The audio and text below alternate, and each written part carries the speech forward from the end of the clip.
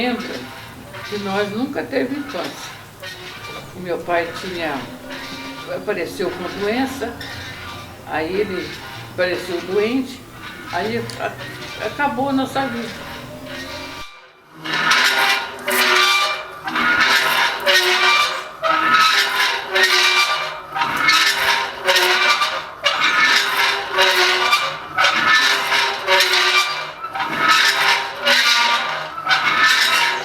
Na hora de brincar, eu lembro que nós sentávamos num barranquinho, eu falava para as meninas assim, vocês não podem brincar junto com elas, porque vocês é filho de malfético.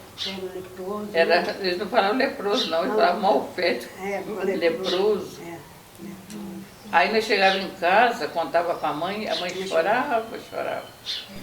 Aí quando descobriu que estava com a lepra, aquilo rodou. Tinha mais 2 rapazes, outra moça, mas eles não estavam em casa. Sabia, escondeu, fugiu. Nós duas, ele pegou e trouxe. O Jovinho foi lá pegar nós, a caminhonete. Eu me lembro que nós não queria vir, não. Mas eles pegaram força, né, e trouxe, né? Aí eu me lembro que eu arrastava, que eu olhava para trás, eu lembro dessa cena. Que eu gritava, eu olhava para trás assim, eu ficava vendo assim, o quintal da gente, onde a gente brincava, tudo. Primeiro teve a geração das pessoas que foram isoladas, internadas compulsoriamente, né? Pessoal da década de 20 até década de 80. A gente considera essa como a primeira geração. A segunda geração são aqueles filhos dos ex-pacientes de hanseníase que foram também segregados em creches, educandários, preventórios, no tempo que não podia conviver com seus pais nas colônias. Então essa a gente chama segunda geração. A terceira geração é como eu, que sou filho de ex-pacientes de hanseníase, que foram internados compulsoriamente, segregados, mas que não pegaram nem o tempo de segregação nem dos pais e nem precisou ser isolado compulsoriamente, já podiam conviver com seus pais dentro da colônia. Eu trabalhava em casa de família e eu tive uma febre muito grande e saía uns caroços. Aí a minha patroa me levou no Hospital das Clínicas em São Paulo e lá foi descoberto que eu estava com essa doença. Aí o médico não deixou eu voltar para casa da minha patroa e mandou que ela queimasse tudo que tinha meu lá, que dali eu já ia ser internada. Aí quando eu engravidei, que eu tive meu filho em Bauru, aí eu tive ele à noite e 6 horas da manhã já levaram para a creche em São Paulo. Foi minha mãe. Aí a gente fez o exame e descobriu que a gente também estava no meio também. Aí eu fiquei uns tempos, você não perguntou, mas a observação, não tinha um lugar aí na colônia de observação, a gente ficou ali uma temporada, dali que a gente foi pro preventório. Eu lembro direitinho a colônia, por exemplo, a colônia, ali tinha gente igual formiga, eu lembro direitinho, hoje não tem ninguém lá, né? Mas tinha gente mesmo, muita gente. E na observação também era uma criançada. Entrei na escola, mas aí logo começou a aparecer o sintoma da doença e começou a ser rejeitado, né? Aí a gente ia na escola de roça, pessoal, pouca gente, então já não era muito bem visto. Então a pessoa tem no imaginário a questão da hanseníase, a questão da lepra bíblica. De não como uma doença, mas como maldição de uma doença que cai pedaço, de uma doença que é para o pecador. Então essa questão do preconceito é fruto da falta de informação. Logo em seguida, depois de mim, aí o meu irmão mais velho, né? Aí apareceu com o mesmo sintoma e logo internaram ele aí, que eles viram que eu também tinha o mesmo problema do meu irmão, né? Eu nasci aqui na colônia de Santa Fé, né? Nasci aqui e depois aí não podia mais ficar criança aqui naquela época, né? A minha mãe me teve aqui na maternidade tudo e logo em seguida eu fui tirada dos braços da minha mãe. Nem dei a primeira mamada, vamos dizer assim, né? Aí logo que eu nasci, aí eu fui pro preventório Olegário Maciel lá em Varginha. Nasci na colônia de Ubá. Eu só me lembro que eu estava numa creche Candara Carlos Chagas, de Juiz de Fora. Depois, me lembro que eu estava morando com um casal de médicos no Rio de Janeiro, que a gente ia diariamente para a praia, né? Tinha empregado, e nisso eu fiquei lá uns 3 anos. Depois eu não sei como minha mãe me descobriu, né? Não sei como, ela não contou pra mim. Aí lá fiquei conhecendo minha mãe, eu era pequenininho, né? Fiquei conhecendo minha mãe. Aí nós viemos de trem, descemos aqui em Mário Campos, me colocou dentro de um saco, que eu não podia, a criança não podia entrar, né? Os guardas deu cobertura. Só tem que minha mãe falar assim, ó, você não pode ficar conversando não, porque aqui criança não pode entrar não. Aí falar, passar pelos guardas, o que é isso aí, dona Zaldinha? Isso é um porco. Não ri não. E muitas dessas crianças foram dadas para adoção. Adoções até, muitas vezes, ilegais, até contra a vontade dos pais, sem até os pais saberem. Na verdade, falava com o pai que a criança tinha morrido, que a criança não tinha sobrevivido, mas na verdade essa criança foi dada para adoção. Porque lá nesse orfanato do Pindorama era assim, chegava a certa idade, vinham as pessoas americanas de longe, vinham outras pessoas que a gente não conhecia, falava que queria pegar aquela criança como fosse filho deles adotivo. Só que não existia, só falavam, mas não existia esse filho adotivo. Era para ser empregada deles. Aí eu fui para uma casa lá perto do orfanato, que a mulher falou que queria eu como filha. Só que ao chegar lá, eles me trataram como se fosse um cachorro. Me jogaram eu lá na garagem, eu dormia na garagem. Não tinha alimentação direito. Eu só podia comer só depois se sobrasse. Se caso não sobrasse, que eles faziam a conta certa para eles não contavam comigo. Aí se sobrasse, se não sobrasse, o que eu tinha que fazer para não passar necessidade? Eu tinha que juntar aquela comida do prato deles, colocar em um e comer aquela comida que era resto deles. Eu acho que eles até davam para os outros, sempre a gente tirava a criança lá, ia buscar a gente lá. Ah, fulano de tal, vai embora. Sumia outro. Ah, outro vai embora, não sei o quê. A gente não sabia se era parente deles que ia buscar ou se era. Porque aqui mesmo eu tenho uma colega minha, morreu esse tempinho. E ela era doida depois de descobrir foi 2 filhos dela. Que era da época quando eu estava lá, né? Meu irmão mesmo teve 3 filhos e foi para o preventório e morreu. E ele nem viu não. Na época não era internado. Ele nascia, já separava do pai e levava para o preventório. Aí depois morria. Ele só avisava que morreu, mas nem nunca. Sei lá, pra mim eles deram, sabe, os meus outros irmãos, né? Arrumavam um atestado de óbito falso lá, sei lá, que hoje é a coisa mais fácil do mundo fazer isso. Mas assim, não é só, nessa situação, não é só meu irmão, não, muitas pessoas, hein, que mandou aos filhos, que os filhos morreram, eles nem ficou sabendo se isso era verdade ou não era. Porque teve muitos que sumiram, né, aqueles que eles gostavam, então americano, alguém gostava, falava que morria, mas não tinha morrido. E eu tinha uma irmã que era a coisinha mais linda do mundo. Eu tinha uma fotinha dela, até pouco tempo atrás eu tinha uma foto dela. Era a coisinha mais linda do mundo. Nunca mais eu sei dela. Nunca mais. Ela sumiu, sabe? Como se virou fumaça. Éramos para ser 7 irmãos. Minha mãe contava que chorava dia e noite, porque já tinha perdido vários filhos lá. Eu já não suportava mais, eu apanhava muito, eles me colocavam muito de castigo, não me davam alimentação, então eu passava necessidade. Foi aonde que eu fugi dali, voltei para o orfanato, chegando no orfanato, encontrei com a assistente social, que era a Dalva, eu não esqueço o nome dela, que era a Dalva, falei para ela por que eu tinha voltado. Foi aonde que eu fiquei. Eu ganhei a boneca no meu aniversário, porque antigamente lá por mês, pegava que as crianças faziam aniversário por mês, juntava, escolhia o presente e davam.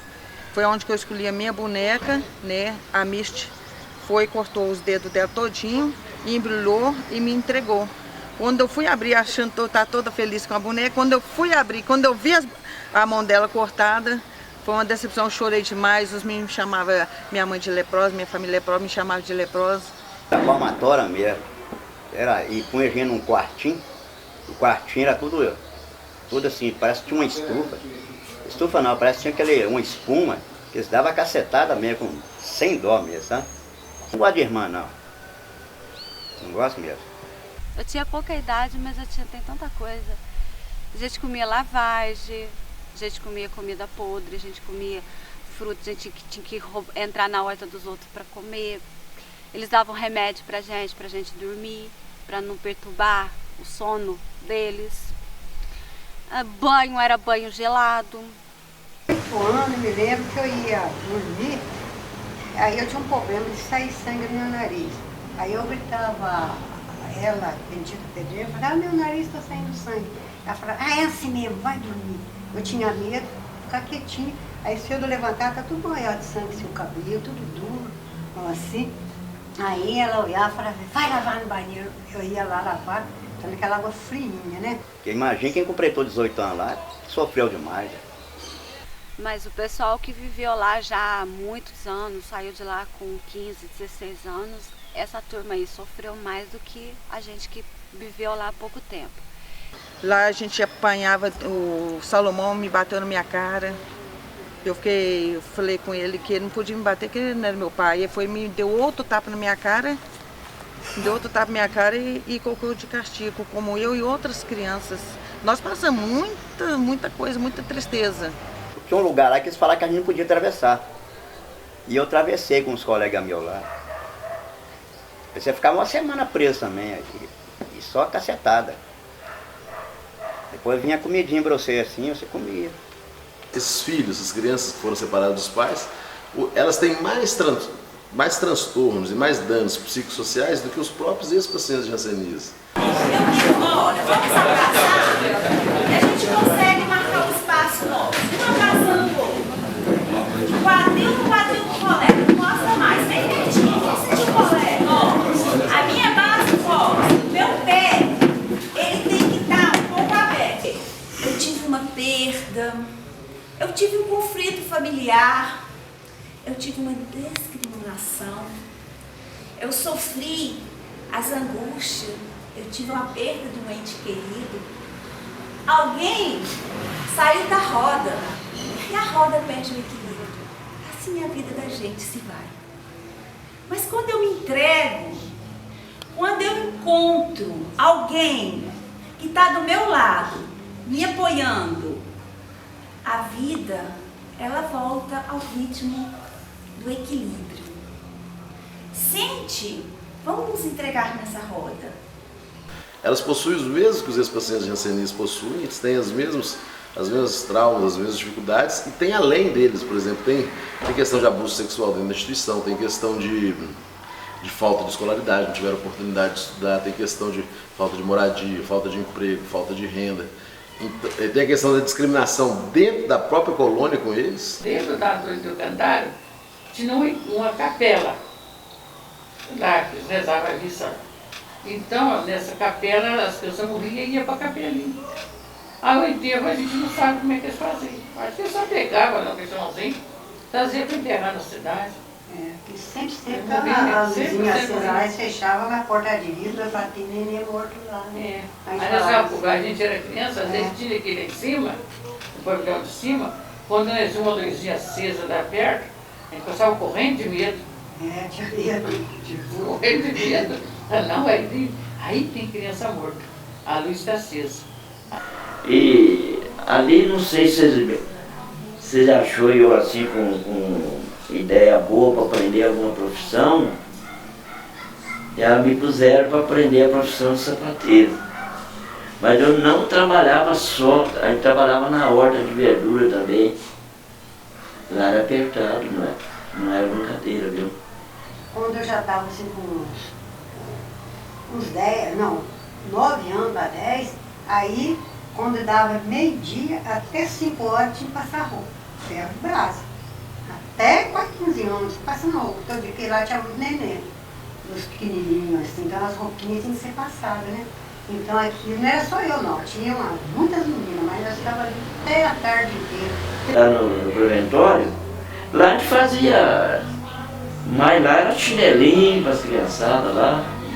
Era serviço interno para lá mesmo, não fazia para fora não.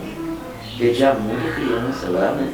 E essas crianças não tiveram essa oportunidade de formar essa personalidade, porque elas estavam agrupadas a centenas em instituições com poucos funcionários. Então essas crianças muitas vezes eram sedadas, né? através de medicamento, antidepressivo, para eles ficarem quietos. Isso acarreta prejuízo até hoje na vida delas. Umas 300 crianças tinha, viu? Mas bem, entre homem e mulher. Eu trabalhava na creche, tomava conta de umas 30, 40 crianças. Eu sozinho, eram umas 6 pessoas que trabalhavam, os senhores de idade, nós. Quando era hora de dar banho nas crianças, enchiam uma bacia grandona, um negócio de cimento, assim, um tanque de cimento assim, punha água ali, dava água nas crianças. Ali aqueles que iam tomando banho primeiro na água limpa, ia tomando. Quando ia ficando aquela água bem suja, aí soltava aquela, punha outra. Mas às vezes dois tamborzinhos daqui dava para lavar umas 20 crianças. Aí eles enchiam a Kombi de criança e levavam na policlínica em São Paulo e era marcado o nome das mães e dos filhos que iria ao encontro. Aí eles colocavam o meu. Eu deixava todas as mães pegar os filhos. O que sobrasse eu saberia que era o meu. Foi assim que eu conheci ele. Às vezes vinha um caminhão, punha umas meninas do dentro só aqui. E Mas chegava aqui para visitar, longe. mas via de longe. Que tinha aqui na colônia, tinha um paredão de concreto.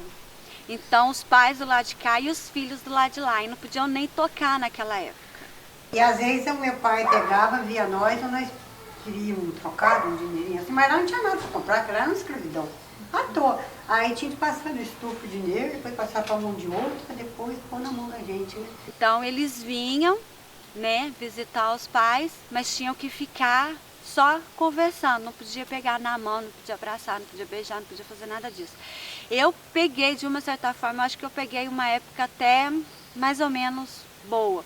Eu com uma amiga que também já tinha um filho lá, mas ela não tinha o direito de ver, ela nunca tinha ido ver. E como eu fazia tudo isso para ver o meu filho, ela foi comigo. Aí nós fomos, as duas fomos presas quando voltamos.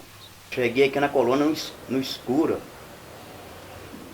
Aí eu fiquei dentro de casa uma semana preso, não podia sair para lugar nenhum. Eu doido para sair, mas não saía. Aí um dia me deu na teia, eu saí. Minha mãe não viu não. Ô, pra quê? Tomei uma surra, meu. Aí começou as outras mães a falar, né? Mas se ele pode, então vou trazer o meu também. Aí começou a virar aquela polêmica. Eu falei assim, não, então vou levar ele lá para Belo Horizonte, na casa da minha irmã.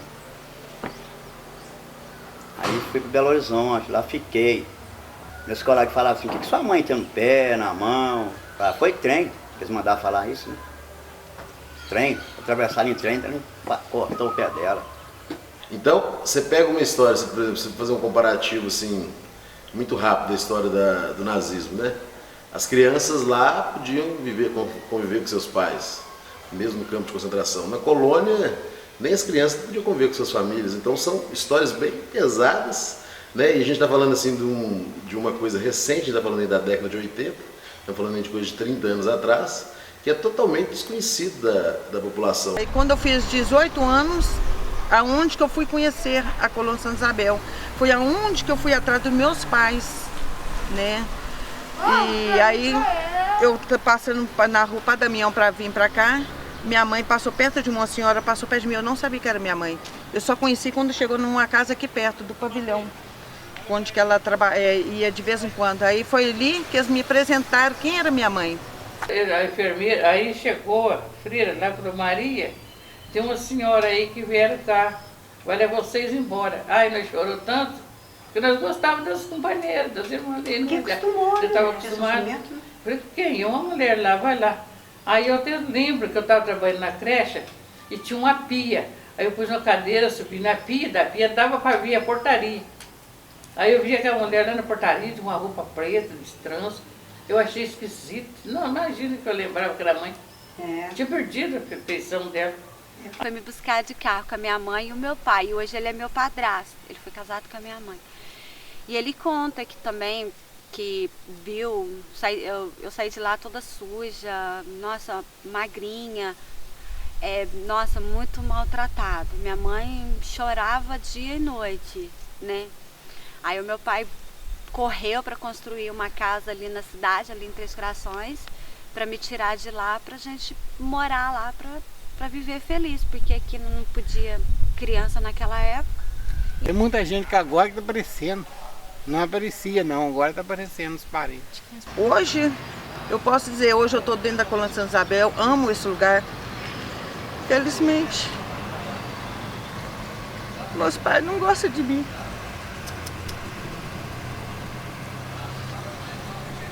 Meus irmãos são separados. Um mora em BH, outro eu nem conheço. Tem outros irmãos que eu nem sei quem são direito. Mas eu não tinha aquele apego de mãe. É. Sabe, falar assim, ai, eu amo minha mãe. Ela nunca parece que demonstrou amor de nós também. Ela gostava dos meninos, não era do né? É. Ela gostava muito dos filhos homens. Mas que Eu criei 7 ou 8 filhos. Minha mãe nunca deu um banho numa criança para mim, nunca me deu um chá na cama, nunca me deu um chá para mim, nunca pegou um filho meu no colo, pelo menos assim. Nunca minha mãe pôs um filho meu no colo. Não cheguei a morar com a minha mãe, não. Já desde que eu comecei a minha vida por conta própria lá no educandário, eu já comecei a vir por conta própria trabalhando, né? E logo casei. Acho que nunca, até capaz que nem nunca apareceu essa doença em mim. Sou filho doente, né? Não, acho que nunca deu parecer que a gente tinha qualquer coisa, né? Felizmente a gente não consegue emprego fora daqui porque as pessoas têm preconceito. Quando a gente fala Colônia de Santa Isabel, eles têm preconceito ainda, têm medo ainda. Então fica difícil até pra gente. Teve tempo que pessoas corriam de gente aí da colônia. Ih, meu Deus do céu. Hoje não, hoje estão andando no nosso meio aí. Porque nós nunca pensamos que um dia a sociedade ia chegar até nós. Nós não podíamos nem entrar numa loja para comprar uma roupa. Até hoje, não é na mão de todo mundo que nós pega, não é eles com medo da gente, é a gente com medo de ser rejeitada.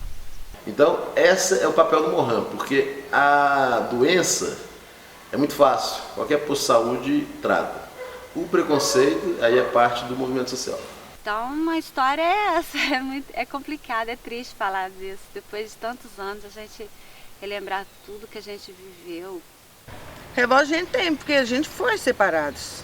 A gente queria viver com os pais, sentir o calor, o carinho deles, entendeu? Hoje eu sei o que é isso, porque hoje eu tenho meus filhos. Essa é a minha história, só sei só isso.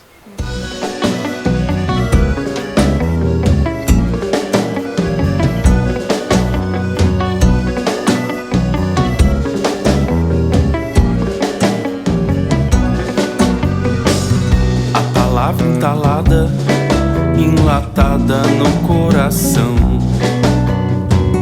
Tanto tempo negada, lacrada aqui. Tímida, envergonhada, por fim arrancada, latida. Sim, é sua minha praga. Sua pra dizer. Censura que me esguela, que me iguala, me tira o charme, a doçura, me te dá besta sua figura. Não me vê,